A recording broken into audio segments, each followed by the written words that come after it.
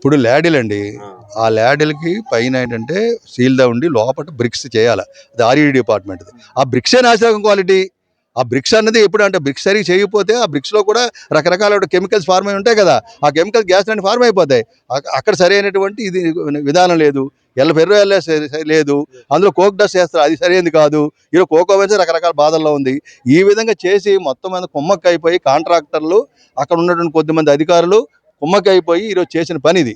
పన్నాగం.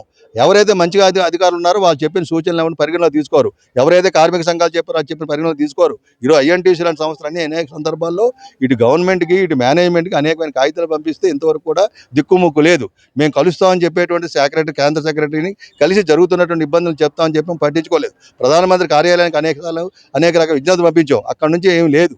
ఎంతసేపు ప్రచారం చేయడం తప్ప నిజమైనటువంటి పరిస్థితి లేదు. ఈరోజు స్టీల్ ప్రాసెస్‌లో అనేక రకాలటువంటి ఎంతో ప్రక్రియ ఉంటుంది. ప్రాణాలు తగ్గించి పనిచేస్తున్నారు. ఈరోజు ఎవరైతే మనం బోర్డర్ దగ్గర కాశ్మీర్ బోర్డర్ దగ్గర, చైనా బోర్డర్ దగ్గర, పాకిస్తాన్ బోర్డర్ దగ్గర ప్రాణాలు అర్పించడానికి ఏ విధంగా ఉంటారో ఆ విధంగా ఈ స్టీల్ ప్లాంట్ తయారీకి ఆ విధమైన పరిస్థితుల్లో కార్మిక వర్గం పనిచేస్తుంది. ఈరోజు ఎస్ఎంఎస్ సిసిడిలో మామూలు ఇట్లాంటి మామూలు లిక్విడ్ స్టీలు బ్లాస్ట్ అయ్యి ఈరోజు జరిగింది. రేపు పొద్దున కార్బన్ మోనాక్సైడ్ లాంటిది ఏమైనా అది బయటకు డిశ్చార్జ్ అయితే, బయటకు లీక్ అయితే అక్కడ ఉన్న స్టీల్ ప్లాంట్ ఎంప్లాయీసే కాదు, వారి కుటుంబ సభ్యులే కాదు, పెదగంటేడు కాదు, గంగవరం కాదు, గాజువాక కాదు, విశాఖపట్నంలో వేలాది మంది చనిపోతారు. వేలాది మంది చనిపోతే మీరు ఎంతమందికి మీరు ఏ విధంగా ఇవ్వగలుగుతారు? ఎంతమందికి అక్కడ ట్రీట్మెంట్ ఇస్తారు? దాని మీద ఏం చర్యలు తీసుకుంటారు? ఆ దాని సర్టిఫికేట్ ఏంటిది? ఈ విధంగా ఈరోజు ఆర్ఈడీ డిపార్ట్మెంట్ తప్పు ఉంది.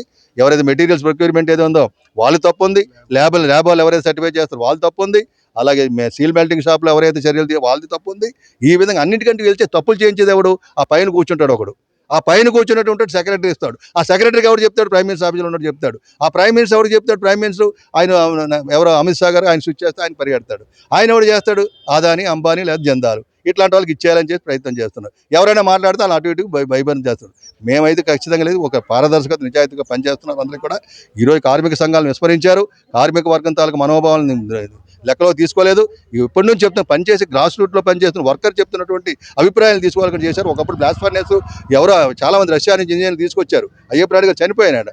ఎవరెవరో తీసుకొచ్చారు. తీసుకొచ్చిన తర్వాత ఎవరు చెప్పలేకపోతే అక్కడ పనిచేసే కార్మికుడు చెప్పాడు, ఇది ఇలా చేస్తే పని జరుగుతుందని చెప్పేటువంటిది. అప్పుడు గిన్నిస్ బుక్లోకి వెళ్ళింది. అందువల్ల ఎవరైతే గ్రౌండ్ లెవెల్లో రియాలిటీగా పని చేస్తాడో వాడికి బాధలు తెలుస్తాయి. అటువంటి వాడు చెప్పిన మాటలు లెక్క చేయరు. ఆ లెక్క చేయకపోవడం వల్ల ఈరోజు ప్రమాదాలు వచ్చినాయి. ఈరోజు మెహర్బానీ కోసం మార్కులు కొట్టేయాలని కేంద్ర ప్రభుత్వం చేసేటువంటి పన్నాగంలో ఈరోజు మేము అందరం కూడా బలిపశువులు అయిపోయినాం.